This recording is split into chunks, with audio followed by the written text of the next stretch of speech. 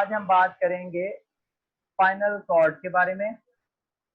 Spinal cord basically एक Oval shaped hollow cylinder है, यानी कि थोड़ा सा पूरी तरह से गोल सिलेंडर नहीं है, गोल रॉड नहीं है, बल्कि थोड़ी सी चपटी हो गई है ये रॉड।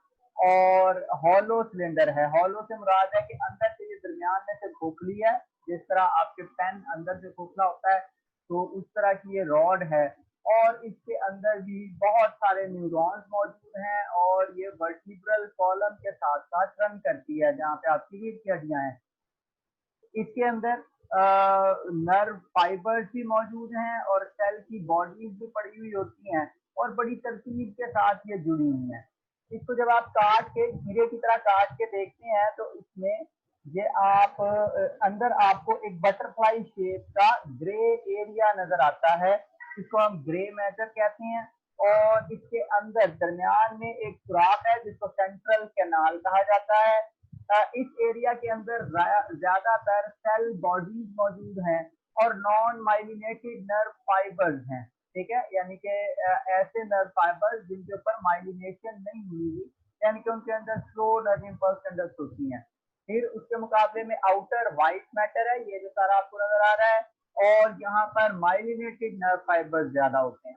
ठीक है, अब स्पाइनल कॉर्ड का फंक्शन क्या है? स्पाइनल कॉर्ड का काम है रिफ्लेक्सेस को कंट्रोल करना। रिफ्लेक्सेस कौन सी हैं? रिफ्लेक्सेस वो हैं, हमने बात की थी कि ऐसे रिस्पॉन्सेस जिनमें एक मखसूस स्टिमुलस का एक मखसूस रिस्पॉन्स आता है, उनको हम रिफ्लेक्सेस कहते हैं। फॉर एग्जाम्पल, आपका हाथ किसी तवे के साथ टच कर जाए, या आपका पाँव किसी नोकीली चीज के ऊपर पड़ जाए, या आपके घुटने के ऊपर जब आप कुर्सी पे बैठे हो टांग पे टांग रख के, तो आपके घुटने पे किसी चीज से मारा जाए तो आपकी टांग खुद ब खुद सीधी हो जाती है, तो ये एक्शन रिफ्लेक्स कहलाते हैं।